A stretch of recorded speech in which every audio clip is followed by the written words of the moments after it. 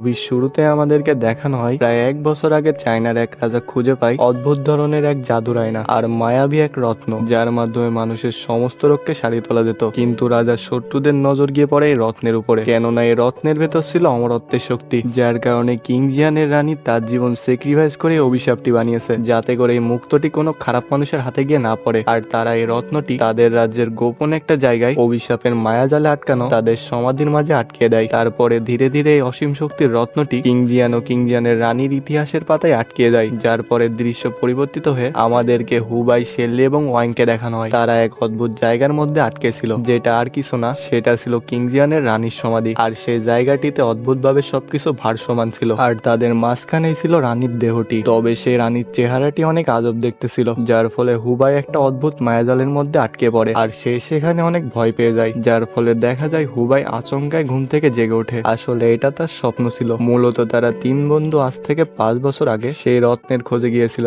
এইখানে তারা রানীর সমাধি পর্যন্ত পৌঁছে যায়, তবে সেখানে তারা রত্নের কোনো খোঁজ পায় না, বরং তারা রানীর তৈরি সেই অভিশাপের শিকার হয়, যার ফলে মানুষ 40 বছরের বেশি বাঁচতে পারত না। এমনকি তাদের বংশধরও 40 বছর বয়সে মারা যেত। আর এর জন্য সে সবসময় নিজেকে দোষারোপ করত। সে মনে করে সে সেদিন যদি লোভ না করত, তাহলে তারা কেউই অভিশাপের শিকার হতো না। তবে দেখা যায় হঠাৎ করে সেখানে কিছু লোকজন চলে আসে, যারা কিনা ওয়াং এর খোঁজ করছিল। এতে ওয়াং বলে সে হুবাই নামের কাউকে চেনে না। মূলত ওয়াং তার বসের কাছ থেকে টাকা ধার নিয়েছিল। সেই গুন্ডাগুলো গোয়াংজু থেকে পিছু করতে করতে এখানে এসেছে। ওয়াং নিশ্চয়ই তার কাছে এসেছে, কেননা হুবাই তার বেস্ট ফ্রেন্ড। এটা শুনে হুবাই তাদেরকে সবকিছু সরিয়ে সরিয়ে দেখাতে থাকে, কিন্তু দেখা যায় হুবাই যখন আলমারি খোলে, সেটার মধ্যেই ওয়াং লুকিয়েছিল, যা দেখে হুবাই অনেক অবাক হয়ে যায়। তারা কি করবে কিছুই বুঝতে পারছিল না, যার ফলে নিজেরাই নিজেদের মধ্যে নাটক করতে শুরু করে আর সুযোগ বুঝে সেখান থেকে পালিয়ে যায়। পালাতে পালাতে হুবাই ওয়াংকে জিজ্ঞাসা করে এইসব কি হচ্ছে। ওয়াং জানায় সে এবং শেল্লি একটা ব্যবসা শুরু করেছিল, যার কারণে তারা এই গুন্ডাদের বসের থেকে অনেকগুলো টাকা ধার নিয়েছিল, কিন্তু তাদের ব্যবসা ঠিক মতো চলে না। লসের কারণে সেটা বন্ধ হয়ে যায়। আর এখন গুন্ডাগুলোর বস তাদেরকে এদের পিছে লাগিয়ে দিয়েছে ধরে নিয়ে যাওয়ার জন্য। পালাতে পালাতে ওয়াং হুবাইকে বলে শেল্লি হুবাইয়ের উপর অনেক রেগে আছে, সে কোনো কিছুই না বলে একেবারে গায়েব হয়ে গেছিল। হুবাইরা ওই গুন্ডাগুলোর থেকে অনেক দূরে পালাতে থাকে, কিন্তু এক পর্যায়ে দেখা যায় হঠাৎ করে তাদের রাস্তা আটকে দুজন লোক দাঁড়িয়ে আছে। হুবাই মনে করতে থাকে এই লোক দুটোই গুন্ডাদেরই লোক। তখন ওয়াং জানায় এগুলো আসলে তার লোক। সে বলে তাদেরকে সেফ জায়গায় পৌঁছিয়ে দেবে। ফলে তারা দুজনে কন্টেনারের মধ্যে লুকিয়ে এখান থেকে পালাতে থাকে, কিন্তু দেখা যায় লোকগুলো আজব ভাবে তাদেরকে সমুদ্রের মাঝখানে অচেনা জায়গায় নিয়ে যাচ্ছে।